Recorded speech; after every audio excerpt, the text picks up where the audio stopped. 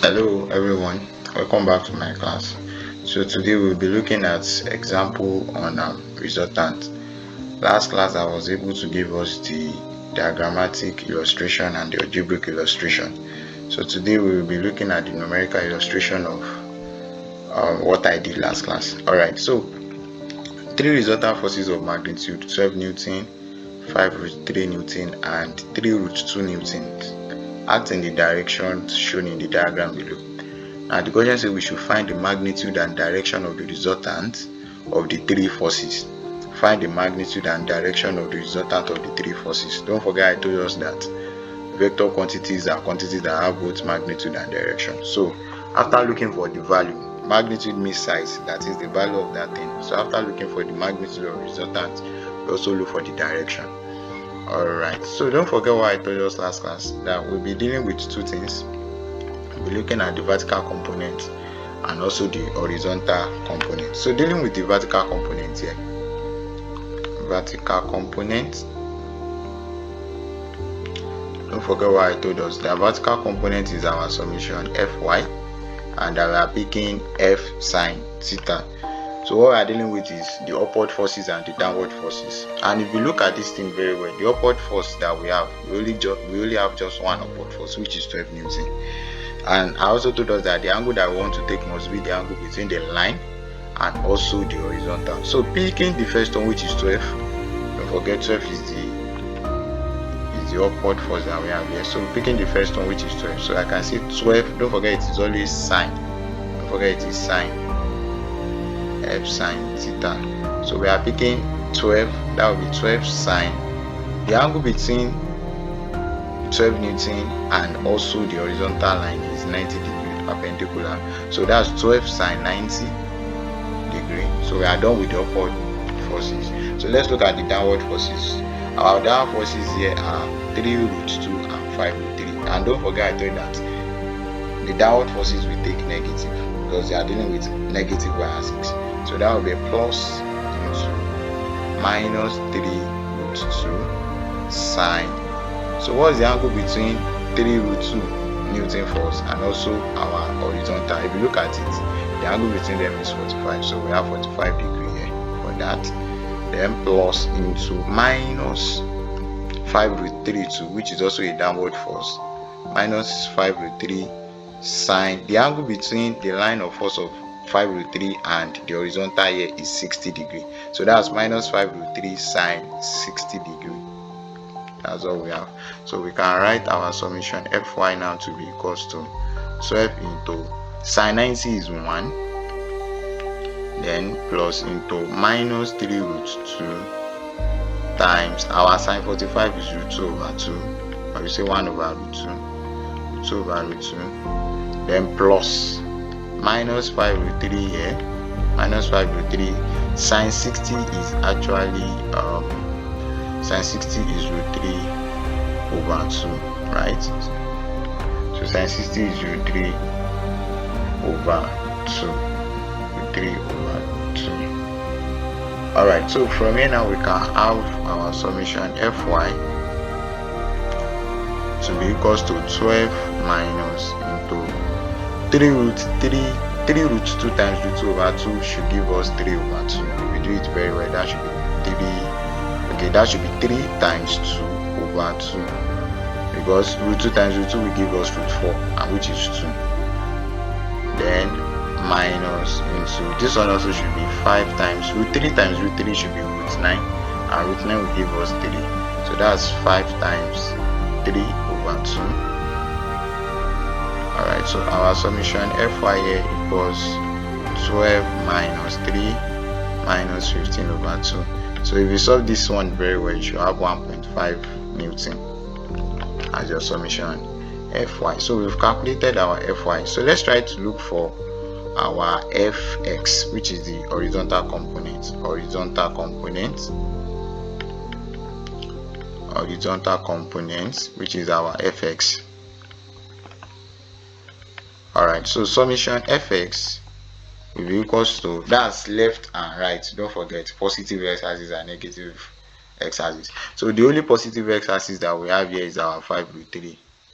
This is it here. So we are picking, don't forget for fx, we are using fx equals f cos theta, don't forget. So now for fx, that will be 5 root 3 cos, the angle between them is still 60 degrees, don't forget the line of the force and the horizontal line. So that's 5 root 3 cos 60. We are done. Then on the other side we have just this, which is the left hand side, and I told us that the left hand side is always negative. So that's plus into minus 3 root 2 cos, the angle between that line of force of 3 root 2 and the horizontal is 45. So that's cos 45 degree. Alright, so our summation fx here will be 5 root 3 into cos 60 is actually 1 over 2, right? So cos 60 is actually 1 over 2. Then minus 3 root 2 into cos 45 is actually root 2 over 2. And this can be written as summation fx equals 5 root 3 over 2 minus 3 times, don't forget root 2 times root 2 will give us root 4, which is 2 over 2, right? Alright, so from here now we can have our summation fx now to be that's 5 root 3 over 2 minus this, will cancel this, that's 5 root 3 over 2 minus 3. So if you punch your calculator, if you solve it very well, you should have 1.3301 Newton. 1.3301 Newton. Alright, fine. Now we are done with our summation fx and summation fy. Our summation fx is 1.3301 Newton, and our summation fy is 1.5 Newton. So to calculate the resultant r now, don't forget resultant r equals square root of summation fx all squared plus summation fy all squared, summation fx all squared plus summation fy all squared. So our r, square root of summation fx all squared means 1.3301 all squared plus summation fy all squared means 1.5 all squared. So if you solve this one, punch your calculator, if you solve very well, you should have 2.004 and approximately is equals to 2 Newton. So our magnitude for the resultant is 2 Newton. Don't forget the question says calculate the magnitude and direction. So we've calculated the magnitude, it means the direction. So how do we calculate the direction now? The direction is very, very simple. To get the direction, you need to draw a graph, just a mini graph, to show how it will be. Now summation fx is positive, so that's positive x-axis, so that will be 1.3301 Newton. And summation fy also is what? Positive, so that's positive y-axis here, positive y-axis here, and that one is 1.5. In between them is our resultant. In between them is our resultant. So and our resultant here we've calculated it to be 2 Newton. So we can actually get this alpha. We can get this alpha. Don't forget, I already told us that anytime you want to take directions, you must do between the line of force and the horizontal. So this can also be root 2 here, and you can have this place to be 1.5. So I can actually look for tan alpha. Tan alpha equals, don't forget, tan is 2, that's opposite over adjacent. So our opposite here is 1.5, and our adjacent here is 1.3301. So to get alpha now, I can say it is arctan 1.5 over 1.3301. So alpha equals, if you do this very well, do 1.5 over 1.3301. Once you get your answer, press on your calculator, shift tan that answer. That one will give you your alpha, or you press shift tan then 1.5 over 1.3301 to give you your direct answer.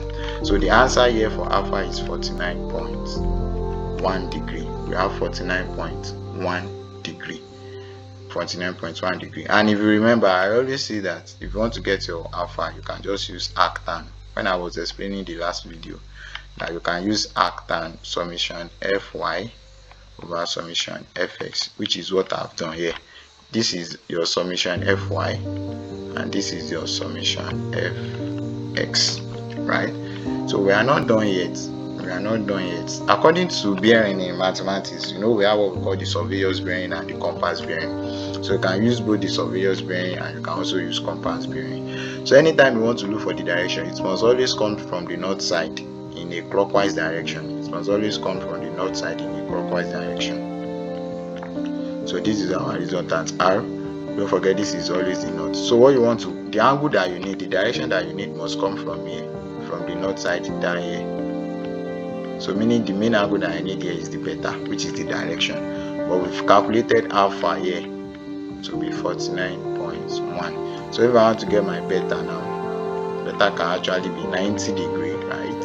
Minus 49.1, which is actually equals to 40.9 degree. So our 40.9 degree is actually our direction. It's actually our direction. So our direction is equals to 40.9. But if you want to write it in compass bearing, you can also write this as north 40.9 degree east. Yes, north 40.9 degree east. So that's how to tackle that. The only difference between the resultant and the equilibrium is just that for equilibrium, when they say they are acting in equilibrium, it means that your summation fx, if you are dealing with equilibrium, summation fx will be equals to 0 and summation fy will be equals to 0. This one is dealing with equilibrium. And don't forget that your equilibrant and resultant are the same. Equilibrant and resultant are the same. The only difference is just that equilibrant is acting in the opposite direction to resultant, but they both have the same magnitude. Thank you so much. God bless you. So see you in my next video. Bye.